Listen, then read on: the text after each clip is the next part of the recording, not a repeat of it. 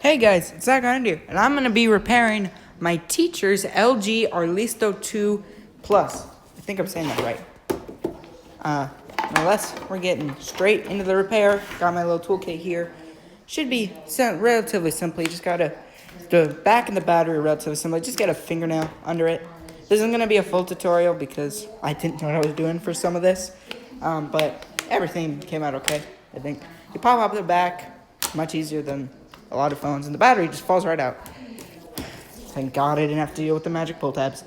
And then on the sides here, you got about 12 screws, so just grab the iFixit screw, and I do not know what screw bit I put in, but I believe it's the second screw bit down, and then I think that's the one that was used. Try out some different. I don't remember exactly, but it was a first try thing. And you know what? Oh, I guessed perfectly. So I'm pretty happy. Driver this is. Yes, you just have 12 screws you gotta unscrew. It's it's not the hardest thing in the world. It's much better than an amount of screws Apple likes to shove in their things. There's 12 screws to take apart this entire phone. It's basically all it took to get the screen and the battery replaced on an iPhone. That just shows how much they use. And they're all different screws too. They're not the same one. Like this one is all Phillips. Makes it very, very easy. Very, very non-complex. So we just work our way through all of these screws. This is my first repair I've ever done for someone, so I was incredibly nervous going into this, even though I did a lot of research to try to maximize that I didn't break anything. I was still terrified because this is also a teacher's phone, and I don't need him mad at me, especially since I really, really like him. I did not need him upset at me. So I wanted to make sure that I did the phone perfectly without any hiccups at all. And it wouldn't be delayed. There'd be no issues. Yeah, it would just get to him.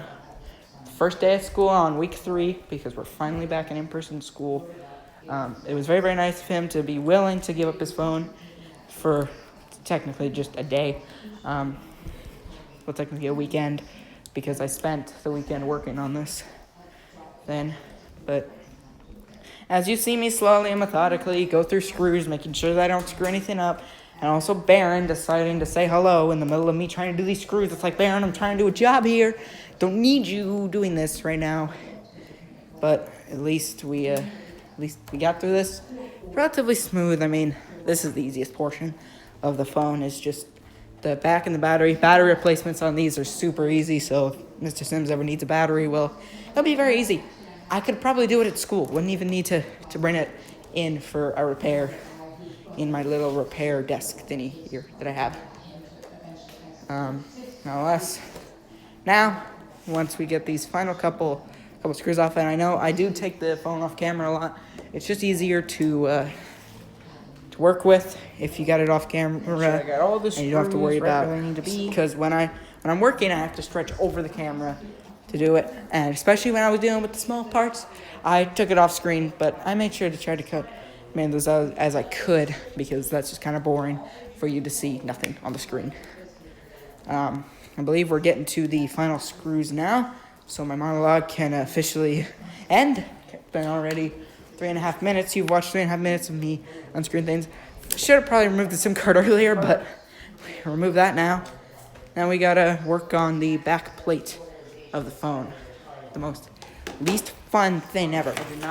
I was terrified throughout the majority of this. There were a lot of crackle noises that came out while I was doing this. See me trying to figure out exactly what I was going to do, because now I unscrewed everything, just needed to figure all this out. Get the cheap tools. But eventually we would get there and we'd be alright.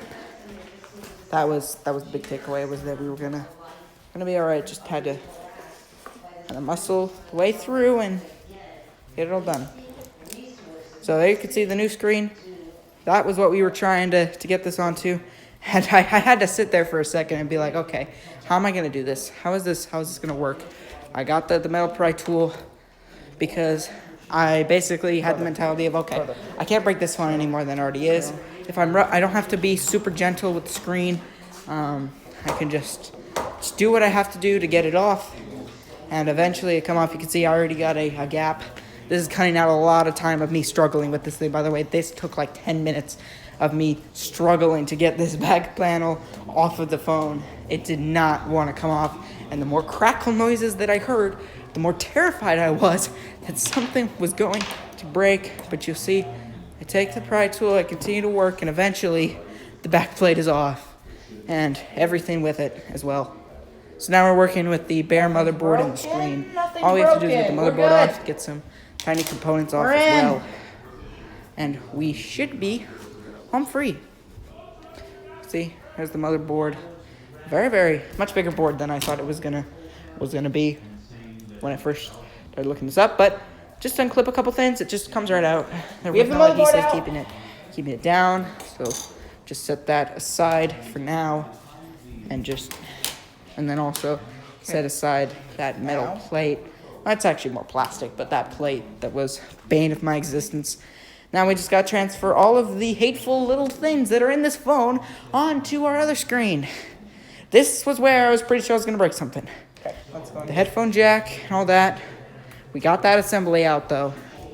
That came out relatively smoothly.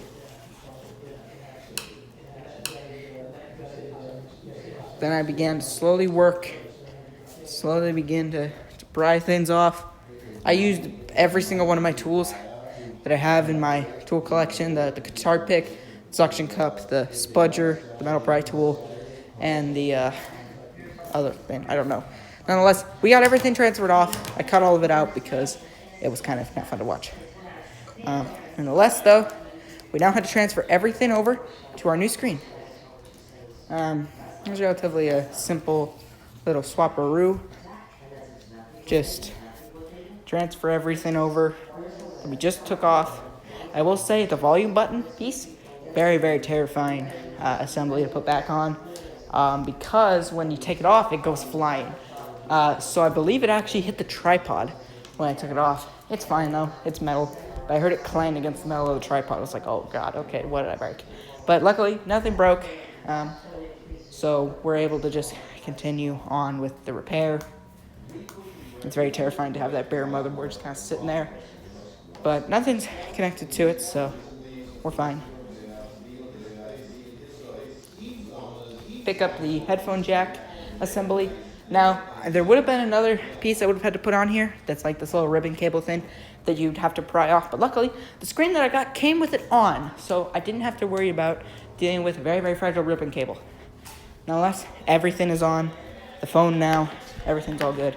So we give a thumbs up of just basically my anxiety beginning to go down. Now we just had to transfer the motherboard over, which isn't hard. You just slide into place, it snaps right where it's supposed to be, and just a matter of, once we got the motherboard on, we just gotta snap on the back and put on the battery and see if this thing boots, which it should. There shouldn't be any issues with this phone, because it's a pretty high quality screen for compared to like the one I got for the 6S that didn't work originally. We had to buy a brand new one, but nonetheless, that screen didn't have touch. This one I was like, okay, this one was a relatively expensive screen, so I would have thought this is going to work right out of the gate. It wasn't going to have any issues. I was kind of right, kind of wrong. Nonetheless, we snap on the plastic thing. Much easier to put it on than take it off. Oh my god, okay. I set up battery. Could have been more. I could have been definitely rougher with it. Nonetheless, put the battery into the phone and put her on for the first time. Yeah, and I felt the vibration, and look at that. The screen boots. Woo! See how excited I was about that. You can see my hands shaking a little bit there as I was being like, okay, we got a functioning boy here. Got a functioning phone, and my god, did this thing take a long time to boot up. It did not want to boot up. We got the T-Mobile logo, which is kind of weird because it didn't have the T-Mobile SIM card in it at the time. So I guess it's put in the SIM card, put in the SIM card back, and I guess probably bought it from the T-Mobile store. Send a picture to Got that. It's definitely cool to see that. Nonetheless, passcode screen came up and all that. It did that, and then you see the horror when the screen was not functional at all. Nothing was working. You can see me take it off the screen and be like, oh god, what happened? Oh god. Yeah, that's when anxiety peaked right there.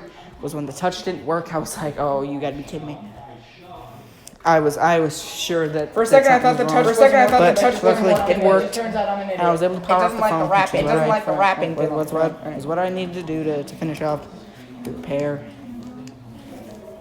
Then we just had to re-screw everything back in that we just did. And you can see that.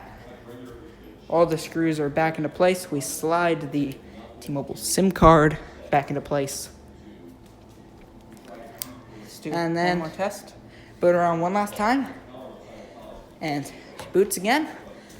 The screws are always terrifying because if you accidentally screw up the screws, it could pierce the motherboard and then you'd be screwed. Literally screwed. But nonetheless, snapping the back plate back onto the phone. It doesn't have any adhesive or anything, so I didn't feel like it needed it. Because I didn't know if I was going to screw anything up. We peel off the protective film on the screen. And there you go. A brand new screen on the phone.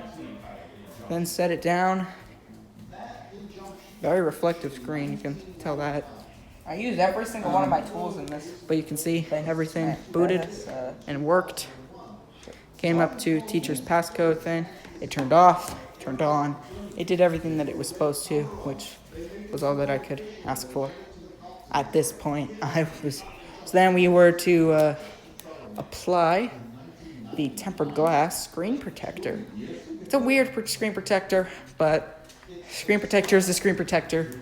And Mr. Sims broke it via a drop, so I wanted to make sure that it wasn't going to break again. Here's a side-by-side between the new screen and the broken screen. You could tell where it shattered. But nonetheless, it completely booted. Touch all worked, all that.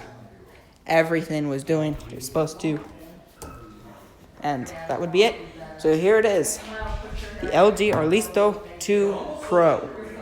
Fully repaired, fully functional, and everything is as it should be. So be returned to Mr. Sims, and we're done.